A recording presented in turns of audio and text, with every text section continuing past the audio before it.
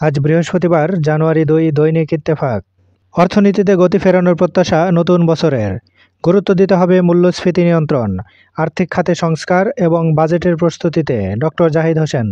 আজ খসড়া ভোটার তালিকা প্রকাশ করছে ইসি। বছরের প্রথম দিনে পাঠ্য বই বিতরণ শুরু। স্কুলে গিয়ে কেউ খুশি, হতাশ বেশি।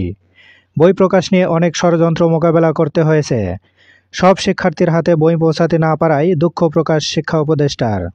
১৪,০০০ ফিটনেসবিহীন বাস ও ট্রাক মে থেকে চলতে পারবে না। জনরায়ের ভয়ে ভিতরাই নির্বাচন নিয়ে বিভ্রান্তি ছড়াচ্ছে তারেক রহমান। মানুষ শ্রমিক নয়, উদ্যোক্তা তৈরিতে উপজেলায় বাণিজ্য মেলার আয়োজন করতে হবে প্রধান উপদেষ্টা। সপ্তাহ জুড়ে থাকবে শীত ও কুয়াশার দাপট, আসছে তীব্র শৈত্যপ্রবাহ। গণ অভ্যুত্থানে শহীদ পরিবার এ মাসেই ৩০ লাখ করে টাকা পাবে, সার্জিস আলম। 31st নাইট শব্দদূষণে বিরক্ত হয়ে 999-এ ১,১৮৫ ফোন। কুয়াকাটায় বছরের প্রথম সূর্যোদয় দেখলেন পর্যটকরা। দর্শনার্থীর সংখ্যা আশানুরূপ না হওয়ায় হতাশ ব্যবসায়ীরা। তাইওয়ানের একত্রীকরণকে কেউ রুখতে পারবে না, নববর্ষের ভাষণে চীনের প্রেসিডেন্ট। আমাদের ৪ নেতা নামে নতুন অধ্যায়ে আছেন শেরেবাংলা, ভাসানী, সোহরাওয়ার্দী ও বঙ্গবন্ধু।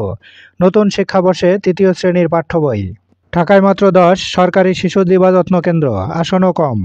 রূপগঞ্জে একই এলাকায় ১৫ মিনিটের ব্যবধানে ২ দুর্ঘটনায় নিহত ৩। পৃথক সড়ক দুর্ঘটনায় আরও ৬ জনের প্রাণহানি। রাজশাহী থেকে অপহৃত সেই নারী চিকিৎসক পাবনায় উদ্ধার। বিয়ের প্রস্তাবে রাজি না হওয়ায় অপহরণ, গ্রেপ্তার ৪। কন্টেন্ট চুরি মিডিয়া শিল্পের জন্য বড় হুমকি, প্রেস সচিব। 31st নাইট লালবাগে অটোচালক ভাসান থেকে ব্যবসায়ী খুন, ফতুল্লায় যুবককে কুপিয়ে হত্যা। জুলাই আগস্ট গণহত্যা, এ বছরেই বড় অপরাধীদের বিচার সমাপ্তির চেষ্টা করা হবে, চিফ প্রসিকিউটর।